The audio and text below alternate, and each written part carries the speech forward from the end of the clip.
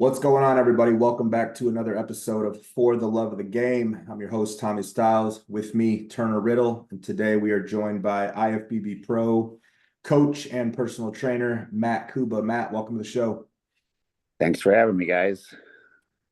Matt, we were just talking off air. You have been competing since when? Since 2004. So two decades of competing. How long have you been training? Crazy, man. It's crazy now that we're in the year 2024. It's like this will be officially 20 years of bodybuilding. So yeah, I caught the bug when I was 19 and just kept going with it. What was your weight class at your first show? I was a middleweight at my first show, and I mean, I've been 6'1" this whole time. So, I was a tall middleweight, and then I pretty quickly went to the light heavies. I think I did maybe 2 shows as a light heavy.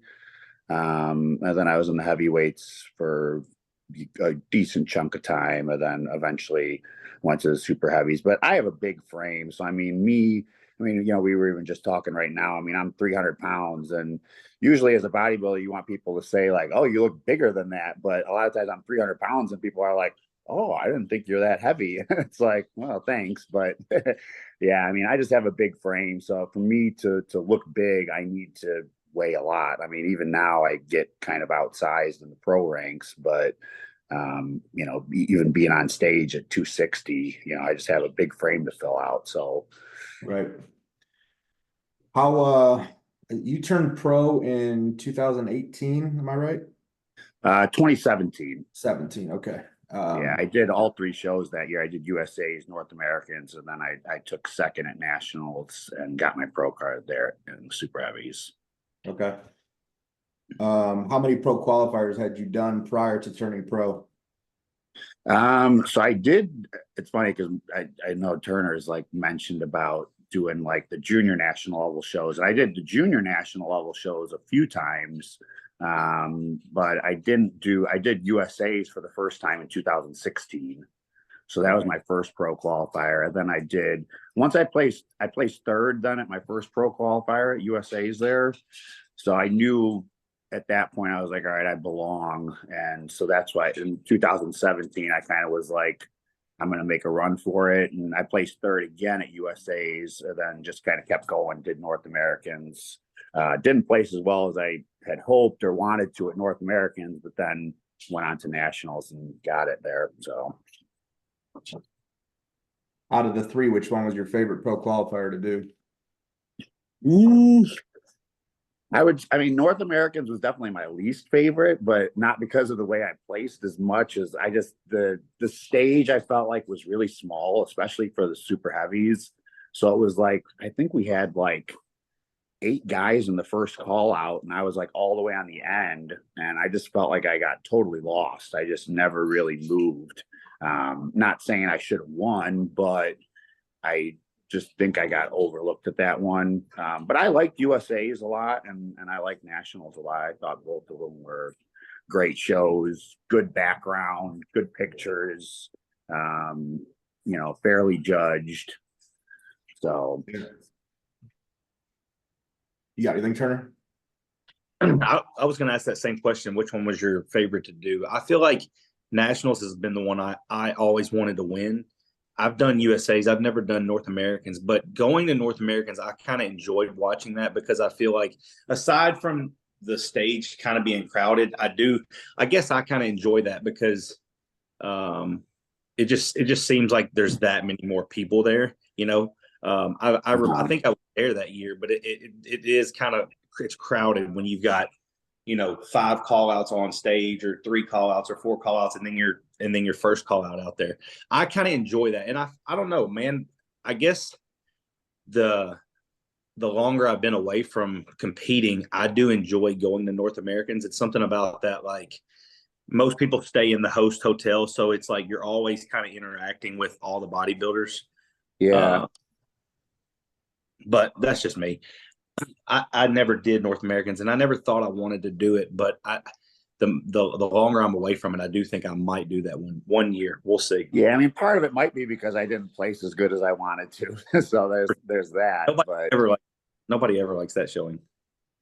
Yeah. I mean, to be honest with you, I mean, I was hesitant to do nationals because I really didn't want to get my pro card by placing second. And I was afraid that that would happen.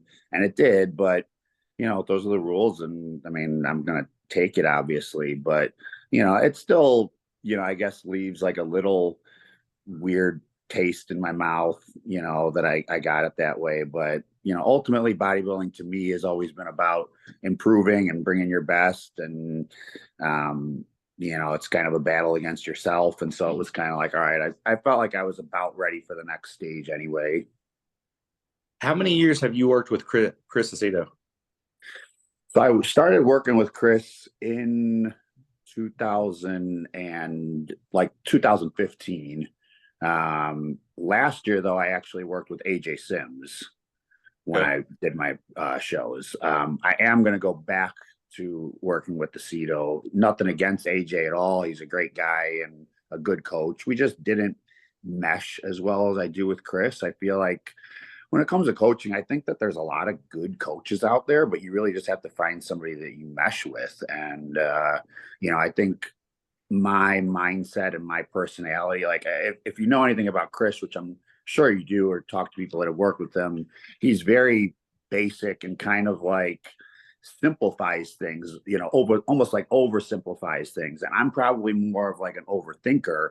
And so he kind of like balances me out. So it kind of like brings me, back level, where AJ is maybe along the same lines as I am, which I kind of thought that I wanted that or maybe needed that, because sometimes I'd get frustrated with Chris because like his responses would be so damn short and so basic. And I'm just like, there's got to be more to it.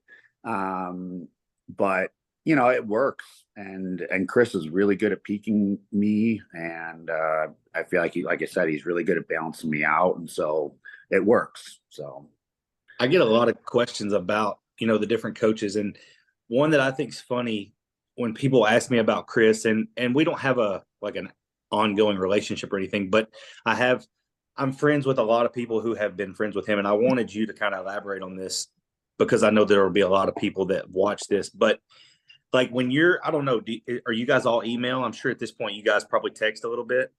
Yeah, we text a little bit. Like when he responds back to you, I always refer to it as like he's the T9 texter. Do you remember what T9 is? I don't know, T9. Okay, you remember when you had a flip phone and you would text? Oh yes, it's when you like press the buttons. You'd press it like 2 or 3 times. And, The I see you would, instead of saying ISEEYOU, it's like I see you. I just feel he's very like, it's like you said, he's so basic that it's almost like, okay, for instance, what's your refeed going to be tomorrow? Add 1 cup of rice to meal 2, 3, and 4. When a lot of these coaches will go out and totally redesign what their refeed or whatever it may be, or maybe even just the drugs. Like I feel like I've seen a lot of the things that he does with the drugs, and it's like, really, that's it? Or he's like, what do you have on hand? And then he kind of goes off that. Yeah. I'm sure. Yeah, I mean, go ahead. You pretty much got it. I mean, he's very basic, and I mean sometimes he'll respond and literally I don't even know what he said. I'm like it's like so almost cryptic. And again, that was part of the reason why I was like I got a little bit frustrated. I was working with him for so long, and it was like it gets a little bit irritating. But at the end of the day, when you're working with a coach, it's about them bringing you in at your best, and he does that. And I know that he cares. I mean, he remembers things that maybe like I don't think he does remember. He remembers, and I know he's on top of things. I mean, he's very smart. He's almost like a genius, I feel like, where he's just like so overly smart that but that's the way that he communicates. Yeah. Is your coaching style a lot different than how he coaches? I mean, I definitely elaborate a lot more. I mean, it's funny because like I've talked to some of my clients, and if they're looking for a little bit more elaboration, or they've asked me questions, and I'll use Chris as a comparison. I'm kind of like, you got to know what you're getting, when you're working with a coach. And I mean, when you're working with somebody like me, I'm working with a lot of maybe newer competitors, some first-time competitors, some more experienced. I mean, I've worked with a few pros and national level competitors, but I also work with just some everyday type people. And so I'm going to give you a little bit more of the why behind. Chris will never give you the why. He's going to tell you what to do, and you do it, and you trust that. And as an experienced competitor like myself, I know that, I know what I'm getting, and I trust him 100%. So it works. But if you didn't have that trust in your coach, like 100%, then it's not going to work. Or if you're looking to learn a little something, then Chris is not the coach for you. And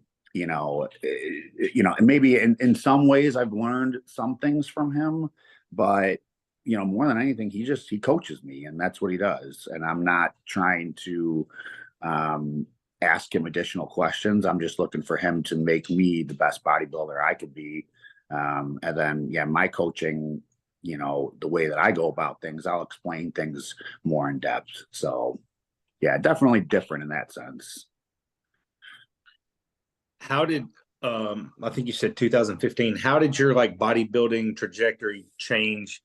Or what things changed from 2015 or before 2015 working with him to, picking him up at 2015 and moving forward?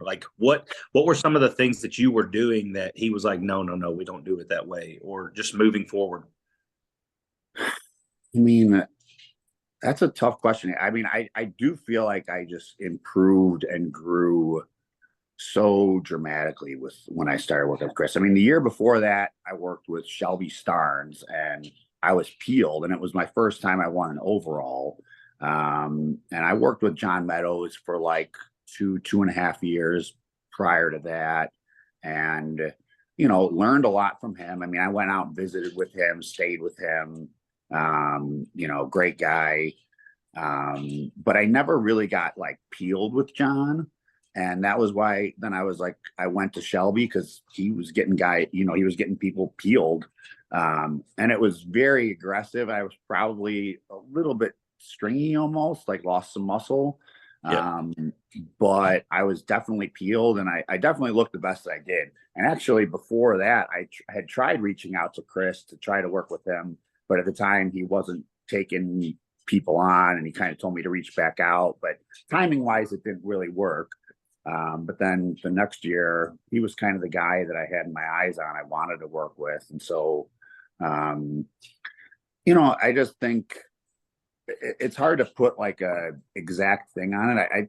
I would say mindset more than anything. Like I said, I just think he kind of sometimes I think in today, especially, I think a lot of people overcomplicate things when it comes to bodybuilding. And I think just by really simplifying it, the drugs aspect, the supplements aspect, the food aspect, just simplifying it a lot, I think allowed me to grow and improve. Are you full-time bodybuilding now, aside from your coaching and your personal training? Yeah, pretty much. Did you have a full-time job in 2015? Well, I worked at a gym I was a full-time personal trainer. Okay, I got you. Yeah. So, I mean, I got my degree in exercise science, and I pretty much started training, shortly after college. Kind of built up my business at Lifetime Fitness, and then eventually went on to doing my own thing, and with the coaching, and then training people out of my garage now. How you train? Do you train yourself at the house every day? So everything except for legs. I go to a gym for legs. That was kind of when I was putting together what I wanted, pieces that I wanted. I mean, realistically, to do a leg workout, I would have needed a leg extension, a leg curl, a hack squat, and a leg press. And that would have taken up everything. But when it comes to upper body training, I mean, dumbbells up to 150. I got all these, I got the Prime HLP selectorized rack. So that acts as a rack, and then a dual cable setup. And I got all the cable attachments you can need. I got a Smith machine. I got 2 different row machines, and good stuff. I mean, it's pretty much everything I have is Arsenal and Prime. And, I got a lateral raise machine. I got a chest press machine. And then all the, good barbells and stuff. So like kabuki bars. And so for upper body, I could do everything that I feel like I need to do. Now, did you do that because of COVID? I did. Mm-hmm. Yeah. And then you're just through it. I'm just going to train at the house. Nobody's going to stop me. Yeah. I mean, it was, when the gym closed and I was at Lifetime, and it was kind of like, 2 weeks or whatever. And then 2 weeks turned into 2 months. I started ordering stuff, and luckily I was still able to get in. I knew a couple people, so I still had like some gyms that I could go to. Eventually it came, I think I worked out in my buddy's basement for about 8 weeks. And when I was working out there, that really kind of like something clicked in my head. I was like, man, I'm like, if he could make this work. And it was like, I was getting good workouts. And again, it comes back to sometimes just simplifying things and focusing on the basics. He had a dual cable, he had a Smith machine, he had decent dumbbells. I think his went up to like 100. But I was like, man, if I could really get like good quality stuff, I'm like, and I can heat my garage too, then I'm like, I could really make this work. And so, yeah, I got a heater in my garage and, everything. So it's great. I love it. I mean, for me, it's kind of like my own dungeon. It doesn't really feel like I'm at, my house when I go in there. I kind of close the garage door. I turn on my music. I got, speakers and stuff, and just kind of blast it. And my neighbor don't care. So, yeah. It's awesome. 24/7 too. Yeah. I mean, I think, some people wouldn't thrive in that environment, but I think I do. I think, I always, when I would go to the gym, I'd kind of put my headphones on and want to be in my own world anyway. Even when I was training with a training partner, they kind of always knew that, I put in my headphones, and I mean, we still push each other and I could hear them a little bit, but I just really like to be, that's the way that I like to train. That's enjoyable to me. And I just kind of like to shut everything out and focus on myself and what I got to do. And, I enjoy training that way. And so to have like my own environment that feels like I'm away from everything is good for me. Yeah. You've mentioned overcomplicating and overthinking a couple times, and this is kind of the era of that now in 2024. Like, you work with a lot, I think all 3 of us work with younger competitors, and it's just a lot different from where it was 10 years ago, and even from when you started. So how has it been from 04 to 24 of like the evolution of bodybuilding and the information available? What's your take on all that? Oh boy, I could go on about that for a while, but it's, if you wanted to compete in 2004, for one, the only option that you had was men's bodybuilding, women's bodybuilding, and women's figure. Now there's all these new classes. And the new classes, I think, has kind of opened it up to trying to make it more mainstream. So you're getting more maybe personalities and types of people that otherwise wouldn't have competed back then. And then you also at the same time have all this information on social media and people trying to copy everybody. And I think I'm a fan. I mean, even when I coach people, if they're like somewhat experienced, I'm a fan of them like finding their own way. And I feel like when it comes to training, I feel a lot of ways that work, as long as, you have a good mind muscle connection, you have good intensity. I think if you're training hard and you're recovering, things work out. And I think too many people are trying to just copy other people and not really thinking things through on their own. Like, I feel like you need to be somewhat instinctual when it comes to the training side of things. So I try to guide people in that way and try to help them kind of find their way. And yeah, that's what I try to. I mean, obviously, when it comes to nutrition and other aspects of bodybuilding, I'll guide them more specifically. But I think when it comes to training, you got to have fun with it, because if you're training in a way that's not fun, you're not going to last in this sport or hobby, whatever you want to call it. you have to, I mean, that when it came down to it, that's what got me into bodybuilding, was that I just enjoyed the hell out of training. And then it was kind of like, okay, how do I make my training better and more effective? And it was, okay, eat these certain foods and eat a certain way, and, nutrient timing. And I was like, okay, I'm on board. I'll do that. And then it was kind of like, what's the next step? And it was like competing, stepping on stage and actually challenging yourself. And so it was just kind of, I feel like that's how it used to be when you would compete, is, you love training, then you started eating a certain way because you love training. And then you stepped on stage because those things kind of came together. And nowadays, it's just kind of like people just want to get to the end as quick as possible without, maybe establishing that love for training or establishing the in between. And they just kind of want to rush things to the end. Yeah, that's a good point. I think there's a lot of people who, if you put a gun to their head, they don't actually love to train. And I mean, I've been training for 20 years and it's still my favorite thing to do every time it's a training day. So yeah, no, I'm with you. I mean, I remember. I mean, it's funny now, I train like with my headphones on, but it used to be I didn't even train with my headphones on. And I remember the guy that actually guided me, like for my first show, he helped me with my posing and my nutrition a little bit, just a trainer at the gym that I went to. And he would be like, I don't know how you work out without headphones. And I was like, well, I'm like, I don't know. I just love training. And then, but eventually it kind of just became like I guess a distancing kind of thing. So people didn't bother me maybe when I was training. So was there a particular, I'm sure you've seen all the different training styles and fads and trends. Was there something that you latched onto younger?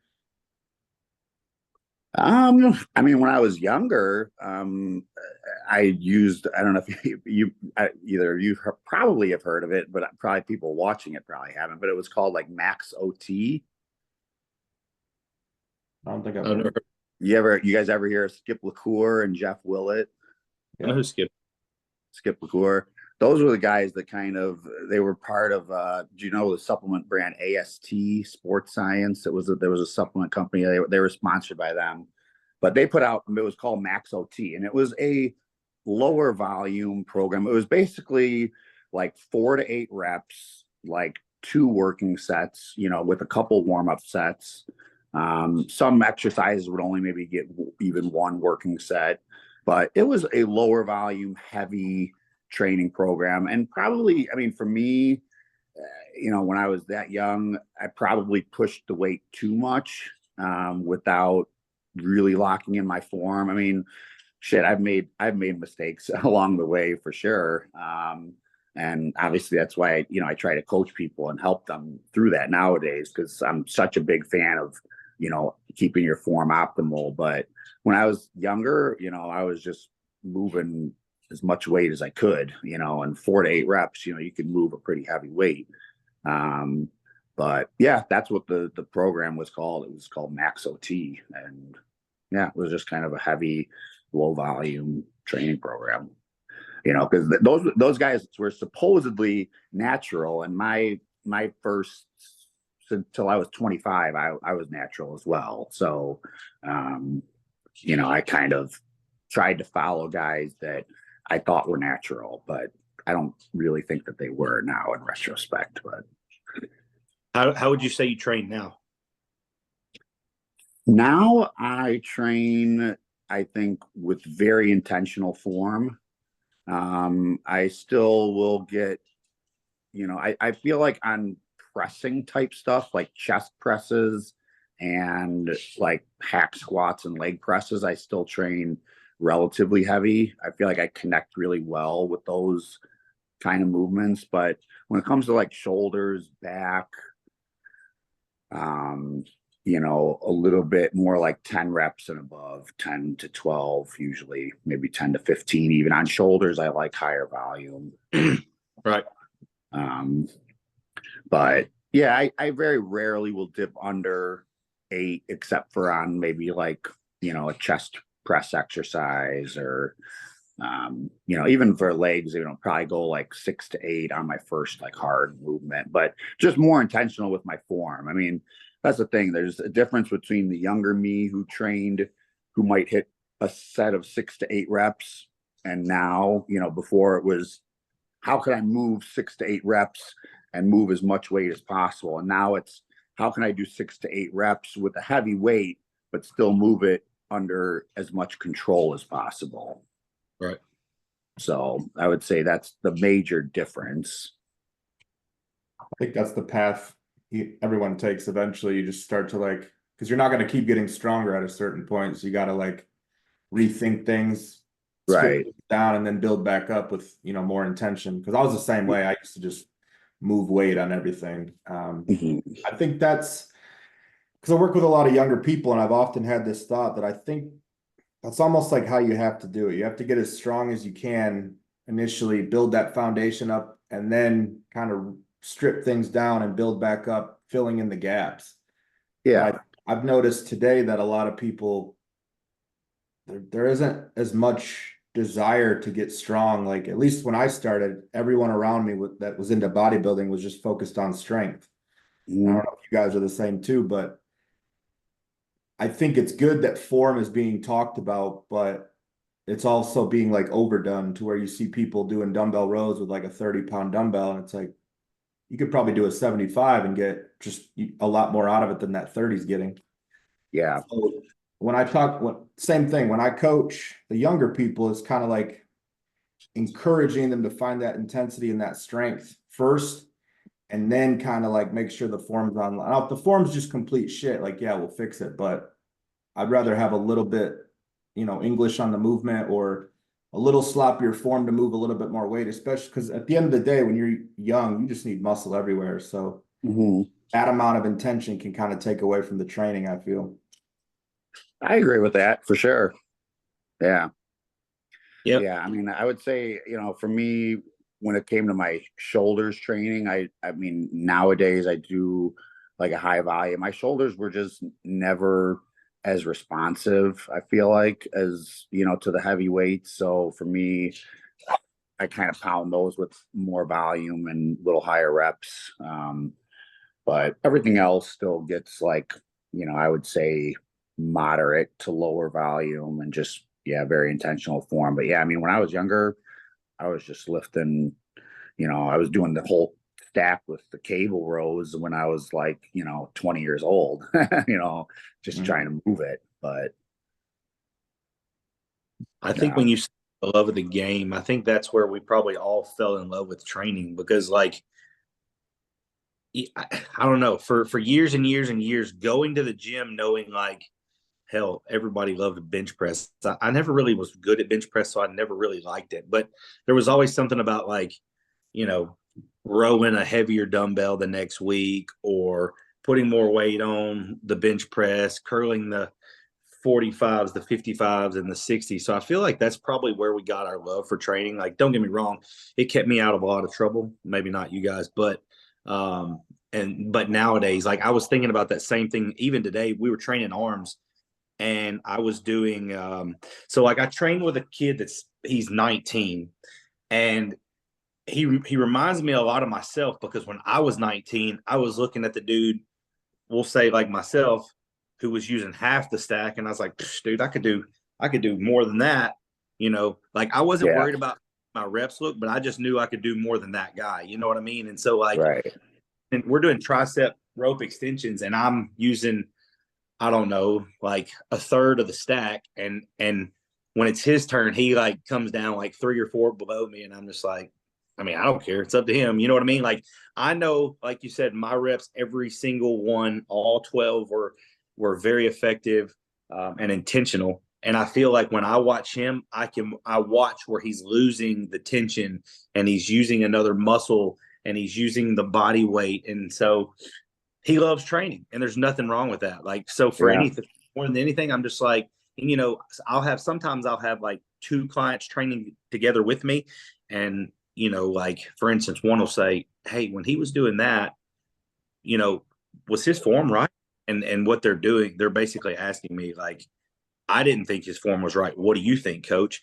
And I'll say, you know what, man, like he's at a different stage in this than I am and that you are. No, his form wasn't right, but what you were seeing was intensity. And that right there makes me happier than anything. Like the fact that he can just dig in and get nasty with a weight. Hell, I mean, I think that's where a lot of my early gains came from, was just the fact that I could just be raw and intense with the weight. And so I do think, you coach a lot of young people, and I do too. And I think nowadays the young kids don't have the intensity. They'll pick apart your diet with X amount of sodium and X amount of calories and their macros, but it's like, dude, you need to just pick up that 100-pound dumbbell and just row it till your arm falls off. Yeah. When I feel like you take it back 10 years ago, I didn't give a shit about the macros and the nutrients and the micronutrients, but I could pick that dumbbell up and just row and row and row and row. Yeah. I don't know. And it was fun. Maybe I'm just bitter to the times of changing, but that's just how I see it. No, I agree 100%. I mean, that was just when you have that kind of intensity, that was what was fun. And that was kind of the draw to training for sure. And that's what got me hooked. Yeah. I would say the one thing that, I've told a few people this. So traditional I feel like when it comes to intensity and weight, it's good until it gets to the point where you could really hurt yourself. And I really threw my back out a couple times doing traditional deadlifts. And it's frustrating because stiff-legged deadlifts always felt great to me. And nowadays I can't do them at all anymore. Because I felt my back pop. To the point where I was laid up in bed for 3-4 days when I was, even in my 20s. Because I would go too heavy on traditional deadlifts because I thought that's what I needed to make my back grow. So I think one of my biggest pieces of advice for younger people is if a movement doesn't feel right, don't push it. And so traditional deadlifts never felt naturally to me, and I pushed it, and it's an exercise that you can hurt yourself on. And I still feel like I kind of have some lingering effects from that. And it carries over into other exercises. I'm able to work around it a good amount, and it doesn't hurt me on a day-to-day basis. It's just more if I'm getting into the intense workouts, there's certain movements that I have to be either really careful or avoid nowadays. But do you think with with all your years and all your shows, I'm curious of what keeps you coming back year after year after year? Is it still there's more improvements to be made? Have you not reached what the vision of your physique is in your mind? What's still driving you? That's a good question. I feel like I haven't reached my absolute peak yet. I feel like, last year I honestly did not feel like was the best that I could be. And for me, that I don't feel like that my physique was necessarily going backwards. I just feel like I didn't nail it as good as I could. The year before, I placed 6th at the Chicago Pro, and I've placed 6th once before. I've never placed top 5 at a pro show, so I placed 6th twice. And so 2 years ago in 2022, I felt like that was my best look, and I kind of ended the year strong with that. I need to bring that conditioning and be, very dry. But I just feel like I still feel like I've learned a few things. Like I said, with my shoulders, I think for a long time, I tried to train them the same as everything else. And now that I'm training them differently, I feel like they're responding. And same thing with back. I feel like I kind of always thought that I needed to do heavy deadlifts and I need to do heavy weight. But my back has actually responded better to, I still go heavy, but, maybe for instance, yesterday I trained back and I'll do a chest supported dumbbell row with both arms at the same time. And I'll do a full pause at the bottom on each rep before I come up. So spending more time in the stretch position. So I still feel like there's things that I could do to challenge myself and to make improvements. I mean, to me, the goal is still to win a pro show and to qualify for Olympia. I mean, I think that's a lot of pros' ultimate goal. And I feel like, when I was at the national level, I've always said, like, I feel like if you're placing top 5 at the national level, you're kind of like, you're within striking distance of getting your pro card. And I think at the pro level, if you're able to place top 5 at a pro show, you're within striking distance of winning a pro show. And so I'm, one placing off of that. And so I feel like realistically, if I make just a little bit improvements and I truly come in at my best on stage, and it's got to a little bit be the right show. I mean, if I show up to a show, there's some people that realistically I know I can't beat. So, I probably have to be willing to compete often, which isn't a problem for me. I mean, I've done 3-4 shows in a year before. So I think, to just be able to show up at my best and make some improvements, I think I'll keep going as long as the passion's still there. So. Yeah. I watched an interview. I guess this was at last year's Olympia, where you had talked about taking all of 2024 off. Yes.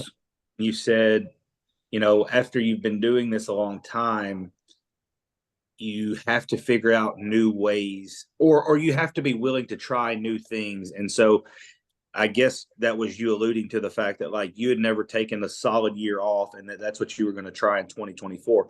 What are you trying to gain from taking a solid year off, since you've never done that? Like what are you looking for that you never wanted to try taking off a whole year? What are you thinking is going to come from that? I'm not playing devil's advocate. I really want to know your mindset going into that. Like, so you've tried all these things and now it's 2024 and you're like, well, I've never taken a full year off. I'm going to try that.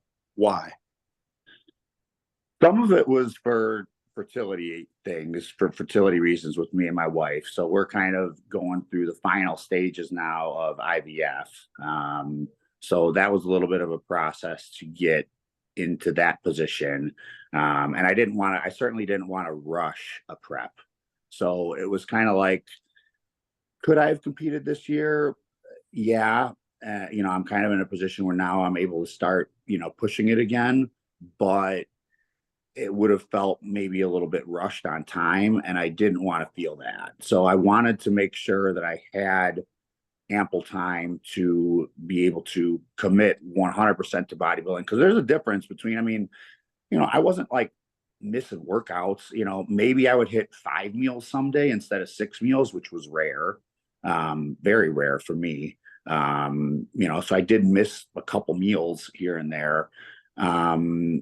So I think like my 100% focus on bodybuilding is extremely high. And so I need to be able to give that to feel like I'm giving 100%. But otherwise, to some extent, some of it is doing some of the same stuff, but for a longer period of time. I think a lot of times people are like, oh, if you keep doing the same thing, you'll get what you've always gotten, but not necessarily. Sometimes you need to do, if it's the right thing, you just need to do that for a longer period of time. And then, things will continue to happen. So I think some of those things that are going in the right direction, I just needed to continue to do and do them 100%. And some of the other things are just, I think, cutting it back down to the basics, like I said before, and just really trusting my instincts when it comes to training. I like having somewhat of a plan and a program, but I'm not married to that. For me, again, it goes back to the love of training, and I need to be able to enjoy my training to be able to do this as long as I have. You have to have fun with your training. And so when I'm in the gym, if I feel like doing something extra, I'm gonna do it, and try work as hard as I can on it.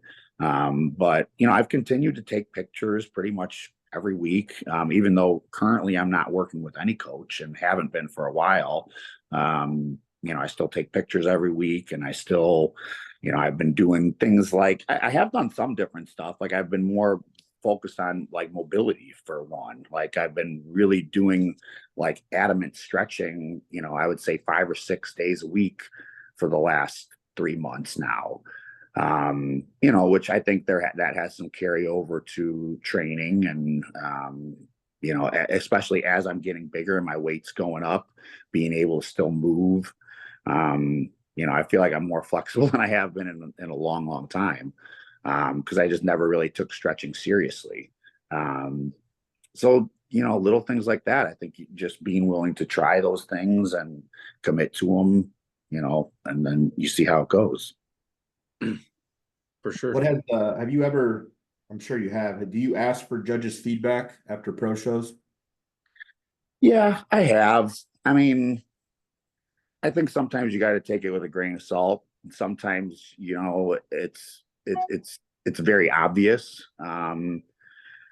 But you know, and sometimes, yeah, I don't know, you know, because I mean, I've been told by, you know, I think I had posted about it even like a year or two ago, or just it was this last year, and I think one of the judges, he was like, I hate saying this to an IFBB pro because you've come as far as you have, but you're basically like, you're kind of genetically, you're not at the level that the top 3 guys are, you know. So essentially he's saying that you're kind of like maxed out and you're not going to get there.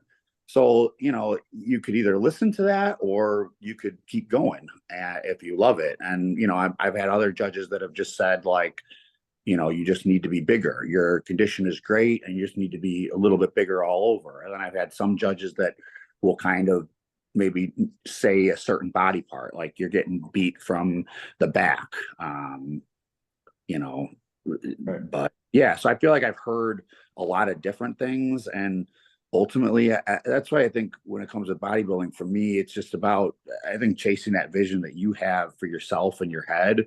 And I think you can't go wrong, because I always see things, you know, every bodybuilder sees the things that they want to improve. And I think just by focusing on those things, and chasing those things as hard as I can, I think will get me closer to the look that I want, and a look that will be ultimately more rewarded. Yeah, I would say if you've competed for 20 years, there's a good chance that you're not quite as delusional as somebody that's, you know, competed twice and they think they have a grasp of what they need to do. Like, along with what you're saying about the judges, I feel like because there's that checkbox, get judges' feedback after the show, like they have to give you an answer. And now they're gonna give you an answer that's gonna kind of go in the direction of, you know, maybe what might be true. But like, I also think that that's just a checkbox they have to fill. Yes, they got to give you an answer. And once they say, oh, you need more size from the back, okay, chalk it up. They gave you an answer. Go do your deadlifts and your rack deads and your rows. You know what I mean? Like, right.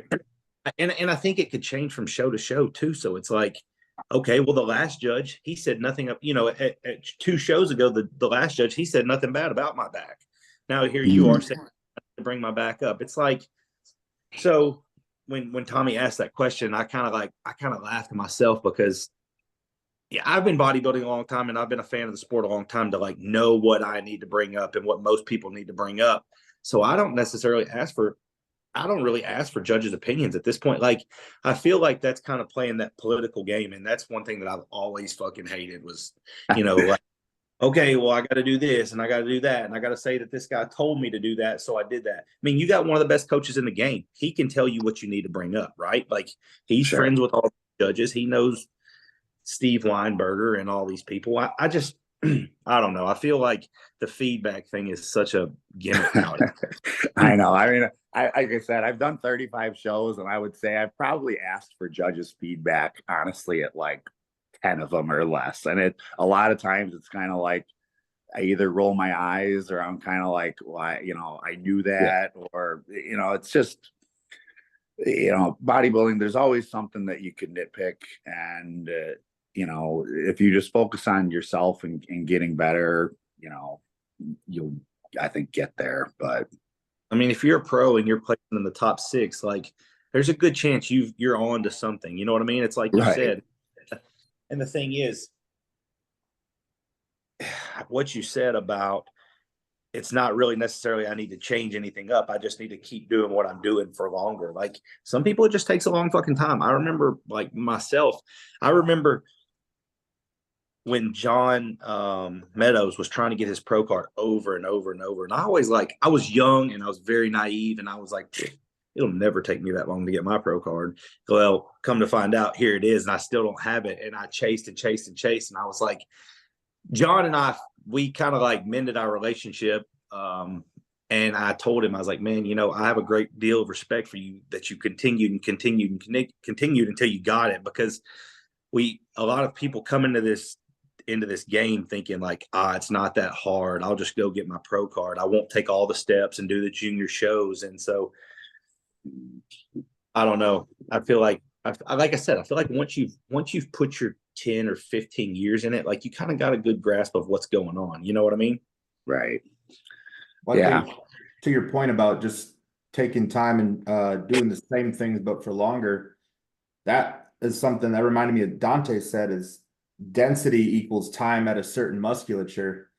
And so often in today's competitive climate, I see a lot of people who are 4 or 5 months, 6 months between, ending a prep and starting another prep. And it's you haven't spent any time for that weight that you've gained to solidify and stick and become actual tissue. It's water weight, it's D-ball, and it's cheat meals. Yeah. Right. And it's, you're going to be 1.5 pounds heavier on stage and look virtually the same. So that's my thought process, because I'm taking the entire year off too, is getting to a certain body weight and then just marinating there for months before starting a prep. And I think it'll be the same for you. It'll, yeah. Because I think and I'm sure maybe you have a better understanding of this than me, but has there been, since you've been a pro, have you felt like you've had to cut your off season shorter to fit into a competitive window as far as when you're going to do shows? Somewhat, but I also, I like competing, and I've pretty much, even when I get my very first pro show I did, I was 7th. And so I was kind of okay, I'm right there. And then, maybe it was a little bit of a weaker show, then I did a couple. I was kind of just always floating around in that 6th through 10th. I only placed outside the 10 or top 10. I was off one year at the California Pro in 2019. And then I did, my second pro show was actually the Tampa Pro in 2018. And that was a pretty stacked show. And so I was out of the top 10 at that one. But the rest of them I've kind of just been 6th, 7th, 8th. I did the Toronto Pro in 2019, and James Hollingshead was one place ahead of me. So it's I'm kind of I felt like I was in the mix. So maybe I had to cut off season short, but I felt like I was close enough. But, now it's just kind of all right, I need to pump the brakes and try this and take a longer period of time. And like you said, let that weight, hold on to that weight for a period of time. Because, there would be some off seasons where I would touch 305. And, by the time I was touching that, it was almost time to start cutting again. And overall, honestly, I'm the type of bodybuilder, I've done a lot of shows and I feel better in prep. I like being leaner. People are oh, they'll talk about how somebody is lifting so much weight close to a show. And I'm thinking in the back of my head, I'm always my strongest when I'm close to a show. That's just how my body works. I'm stronger when I'm deep in prep than I am in the off season. My body just becomes more efficient and I feel good. And obviously some of it is the drugs, but I just feel like my body and energy wise, I'm very efficient and my energy is better. So I like being in prep and I feel like I thrive on that. So, when I get in the off season, this is going to be hard. This year and a half to almost 2 years in between shows is going to be very difficult for me. But it's just another challenge. And part of the love for bodybuilding, I think, is the challenge that comes along with it. And so, I'm 100% up for it and, excited to get back on stage in 2025, but just going to maximize each day and kind of take it one day at a time. But for me, off season has always been a lot harder than pre-contest. So, it'll be a challenge. How many days a week do you train in the off season?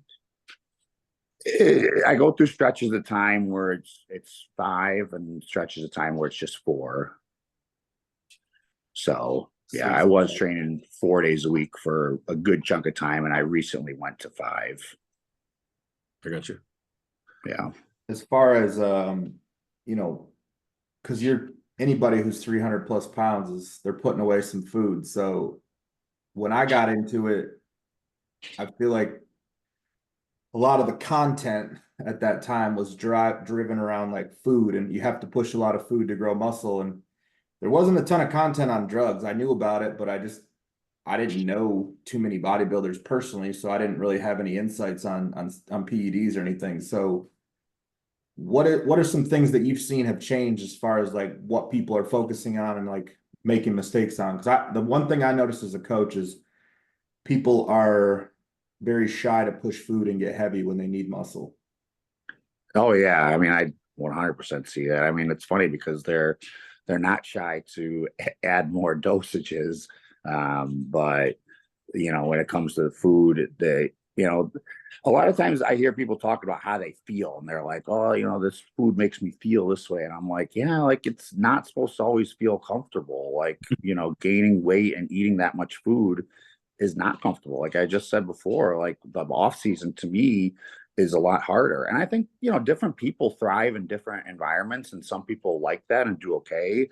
But sometimes you have to recognize where your weaknesses are and what challenges you. And I think you have to listen to your body, but you need to push through some uncomfortable time periods. I mean, yeah, when I'm eating food, I mean, a lot of times, my wife will be sitting there with me. She's like, "You're still eating that meal?" And I'm like, I'm trying, and I finish it. But some meals take me, 45 minutes plus to eat.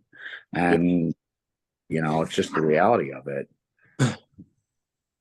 Do you have any food stories, like when you were like a younger amateur coming up, of what you had to do to get food in? It's like you were a personal trainer? Yeah. So Yeah, but I always, my life always really revolved around bodybuilding. I mean, every decision that I've made has been to, set myself up to live the bodybuilding lifestyle. So I would never take more than 3 clients in a row because I would make sure I get my meal in. So I'd always make sure I schedule a break. Even one of the funny things is when I did my very first show, actually, so I was supposed to go away to college. I was supposed to I was going to play Division III football, decided I didn't want to do that. Anyways, I was preparing for my first show and I needed to get a job because I wasn't going to school during that period. And I worked as a server at Outback Steakhouse. And so I would be like, we'd be serving food, but I would still be eating my own meal, like in the back, like in between, like I'd be going out to my tables. And I'd literally be like chewing my food, like going out to the tables. And I ended up, that was the one job I ever did where I got fired from it because, I was eating my food in between. But that was funny. But yeah, that was the first show that I did in 2004. I was working as a server. You make a good point, because I know I've talked to people about this, because I left an entire career to be, to pursue bodybuilding and to create my own income to be a better bodybuilder. Turner, I know you did the same thing. Yeah. Have you gotten questions along the way, like from where you started to where you're at now, people asking you like how you do it how to become a full-time bodybuilder? Yeah. I definitely get people asking questions, and I think it's hard because I just, I think that I just, like I said, all my decisions that I made was just towards that. And so it just it was like natural and easy. So, I wasn't trying to be the richest person. I was just trying to do enough to support what I needed to do for bodybuilding. And I've always been pretty smart with my money. But I've never made a ton of money or been super rich, but I've always been able to live the lifestyle that I want. I could take a nap every day, and I could, eat my meals whenever I want to. And, I don't have to travel for work. I get, sometimes a little flustered when I have to do the Olympia and the Arnold. I'm sponsored by Allmax, so I go out there for those, and, it's just those few days. But for the most part, that's the only traveling that I do with, my meals and stuff. But Yeah, I just think, if it's something that you're passionate about, you just have to make some of those. For me, they were never hard decisions, but I could see if you're in a certain career that's not supporting your goals via bodybuilding, then that's a hard decision to make. But, a decision that sometimes you have to take a lunge if it's something that you're really passionate about. I was never really in that position. Like I said, I worked as a server and I couldn't go back, but that wasn't going to be a long term thing anyway.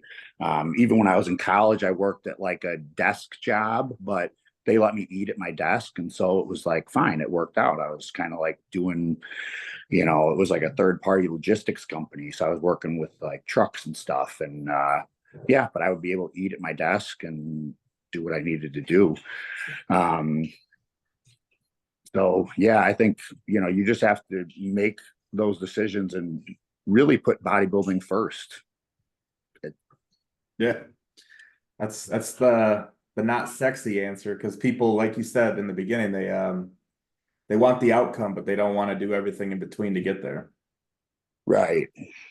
You know what's crazy about and I don't know like how your spouse is, but like to be a bodybuilder and be so consumed by something, like, they say men are kind of minimalists to begin with. So, okay, we need a place to shower, shave, work out, lay down on the couch from time to time and watch TV. But it's like, as a bodybuilder, if you didn't have, if you had a place to train, a place to cook your food, and, a warm place to lay down at night, and like you had your schedule where you made money to buy the things and the time, it's kind of like, like for instance, when you go on vacation, I'm sure for you, listening to the way you tell these things, like vacation's one of those things where you have to like make yourself go, and that's probably more of like, your significant other wants that and needs that. You don't necessarily need that because you're like, I like my little routine. I like my schedule. I like my nap. I like this meal. I like to cook this meal fresh and eat this meal, and watch a video or whatever. But it's like, it's just crazy that as a bodybuilder, you can be so, I guess, set in your ways that you're just an extra minimalist. Very simple. Very simple compared to like for instance, my significant other, like she not that she does or doesn't do any of those things because of me, but like she likes to travel. She likes to go do fine things and things like that. And I'm just like, nah, if you wanted to go do that with your friend, that's cool. Like I give them two shits to go to Napa and drink any kind of wine. I don't care.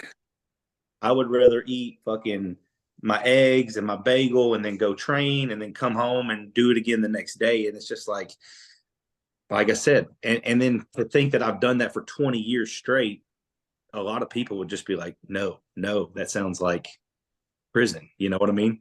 Yeah, like you nailed it right there. I think a lot of people, they want to know what it takes to be a full-time bodybuilder essentially and to be able to live that lifestyle. But when they really think about it, I don't think that they would be able to agree to all those things that go along with it, or things that you would need to, sacrifice to be able to do that. But you don't look at it as like I'm sacrificing these things. I don't. That's why I kind of put it in quotes there, because I'm kind of like, it's not. Yeah, to me, it's not.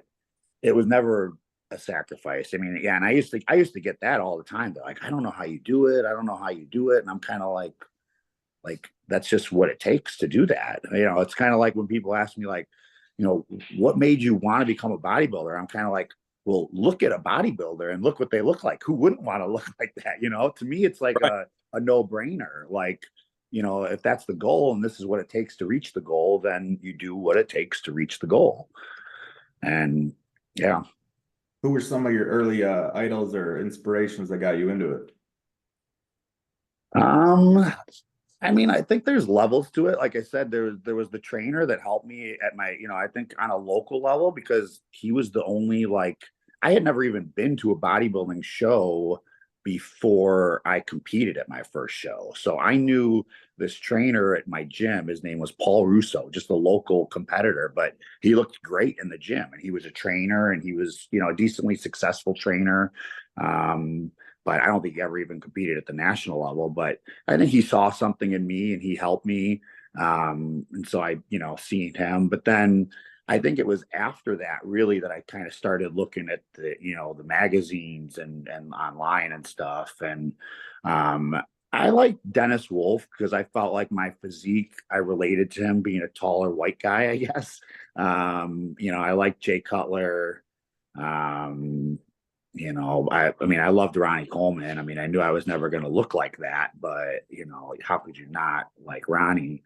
So, I mean, I had all, I was even when I was moving from my last house to this house, I remember it was like, I had this box of like literally VHS tapes of like, bodybuilding. I had some DVDs and stuff, but I mean, I was remembering, I was like, shit, that's how long I've been doing this. Like, I have VHS tapes of bodybuilders. So, yeah, I think I just tried to soak up as much as I could. So, I think there were certain guys I related to, like I said, Skip LaCour and Jeff Willett. Like I looked at them, I was like, okay, they're natural. Like I could, get to that. But yeah. I think it's definitely like there's a line in the sand of like I don't know what year it started to switch, but like anybody who's been in it a while was attracted to mass and size and just the freaky factor of being a bodybuilder. And now probably because competing has opened up to so many more classes, there's a lot of just, the aesthetics are the drive, like keeping a nice tight physique, which is cool. And don't get me wrong, there's a lot of like influencers and people who've created great physiques and who look great. Yeah. But if I think back to how I was when I was 17, when I first started looking into bodybuilding, like I would have looked at those physiques that are popular now and been like, it's okay. But like it was the freaks. Yeah, it wouldn't have like motivated you the same because it wasn't like me in. Yeah, no, for me too. And it's funny because, nowadays, like we were saying before, it's like a lot of these guys, they start competing and they want to get their pro card right away. Or that's like one of the first things they're talking about. Like getting a pro card when I first started competing was not even remotely on my radar. I mean, like I said, I was looking at guys like Jay Cutler and Ronnie Coleman and Dennis Wolf. And I'm kind of like, I realistically didn't think I could ever look like that. So I was like, I just want to look the best that I can and just try to keep improving. But to me, and maybe I didn't have my goal set high enough, some people would say, but to me, that just wasn't even like a realistic, in the realm of possibilities. I felt like I needed to get, I guess, closer to that to even feel like I was like, okay, I could go for my pro card now. Like now I'm within striking distance. Like I said, I mean, I did my first show in 2004. And I did my first pro qualifier in 2016. So that was like the first time that I felt remotely ready to, do that. So these people, when they're talking about getting their pro cards and they've never done a show or they've only competed for a year or two, I'm just kind of like, man, I almost wish I had their kind of confidence because, it just wasn't even on the radar for me. Yeah. No, I think we've had Chris Santa Maria on. It took him, I think he did 16 pro qualifiers before he got his pro card at North Americans this last year. And I mean, Cade had plenty of tries at it before he got it. Like, I'm just saying, like, pro card, it still doesn't even like, it's not a thing in my mind that like defines bodybuilding for me. Obviously, that's the highest level of competition of where I'm trying to go. So it's a part of that, but it is interesting that when you get intake forms as a coach, they mention almost like a timeline of like, I'm going to do this show, and then I'm going to do this pro qualifier and turn pro. And I'm like, well, I hope it works out for you like that. Cause it's interesting how different people's physiques like progress and also how they, how it translates to the different levels. Like, for example, like you guys probably both know Brent Swanson. Like I competed with Brent Swanson at the local level, at the national level, and we were always close, but I beat him every time. And then the very first time when he finally got his pro card, which he probably did pro qualifiers, I don't know how many times, I would say he was like top 5 at a pro qualifier, like 8 or 10 times. But then he beat me at the first pro show that we did together. So, and I was maybe a little bit off, but his physique just kind of came into, his own. And I think that's why I'm such a big fan. I mean, I know that when you're on stage, you're being compared to other people, but if you really got to focus on yourself and your own path and, you know, trust that road that you're going down, because, you know, eventually things, you know, start to work out. I just thought, so 2017 is when you got your pro card, right? Mm-hmm. And is that the year Chris DiDomenico won it? Yes. Yeah, okay. I thought that was the same Yeah. year. Yeah. That was a good. I'm trying to think back of who was all in that nationals that year. Who was the heavyweight? Do you remember? I think it was the Justin Mackey. Oh, okay. Yeah. So you don't, the super heavyweight class. I know Turner, you were at nationals this year. What do you think of the super heavyweight classes now compared to like 5 years ago, 10 years ago?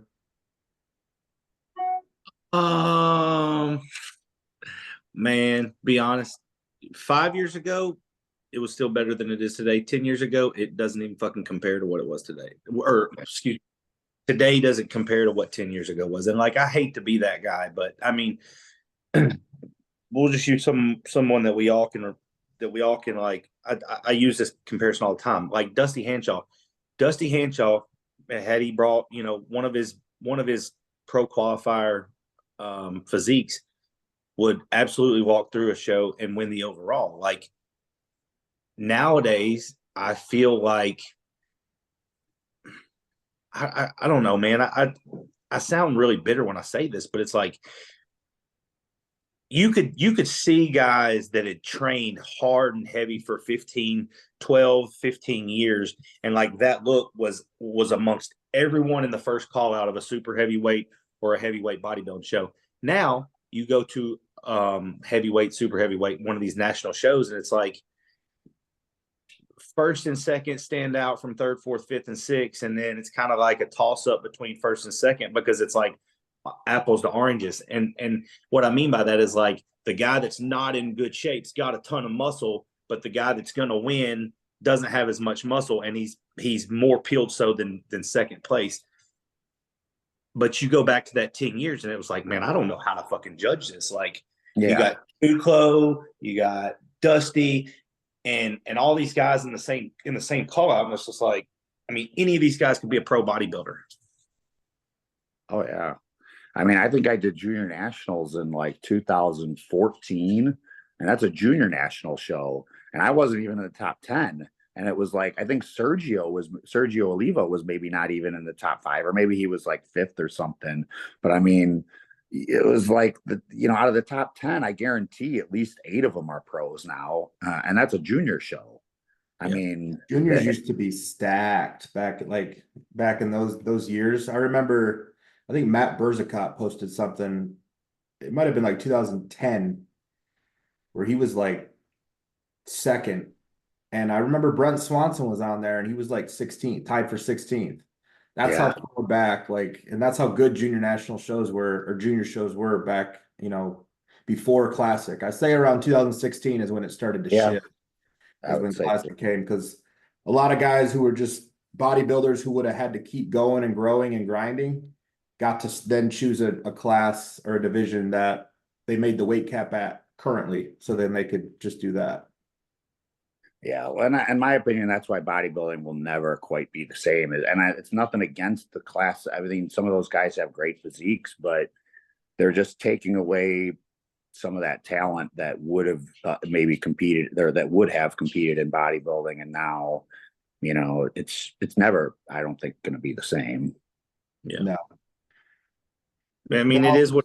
So the thing is, like, if we're going to be smart, we have to realize that, like, okay, we might not, or we live in a time where we don't have to make a living winning pro bodybuilding shows, right?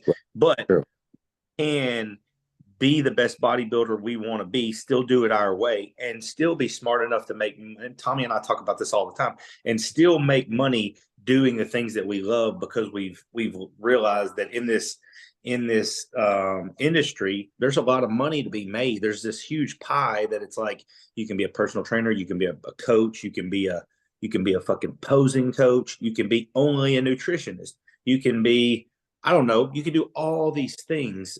Mhm. But I feel like there's a lot of bodybuilders that never transitioned into that, and they're still caught up in being the best bodybuilder, but they're still living that broke lifestyle. And it's like, True. so I mean, it's just one of those things. Like, it's just a crossroads you have to come to. Like, you, Yeah, I I'm told not saying that it's even bad or good. I'm just like you said, it kind of is what it is, and you have to, take it for what it is. And yeah, well, it's all I'm saying is, if you want to continue to do it the way you want to do it, like you have, you got to kind of realize, like, okay, I still have to make money at this because I'm not going to Mhm. go win $450,000 Olympia. I know I'm Right. not, so I have to be more in my aspects to make, say, that much money to be able to afford my lifestyle the way I want to live it. Yeah. No, absolutely. But No, a lot, it's definitely it's there's definitely in that sense there is more opportunity to create like to be a full-time bodybuilder. And back in the day, if you were a full-time bodybuilder, it probably meant you had a magazine contract and you were like a top placing pro, and there was a reason you were a full-time bodybuilder. So I think now there's definitely more opportunity to create income for yourself through all the things you just mentioned. But Matt, as a coach, do you get, like, I know the type of clientele you get, same to both of us, like,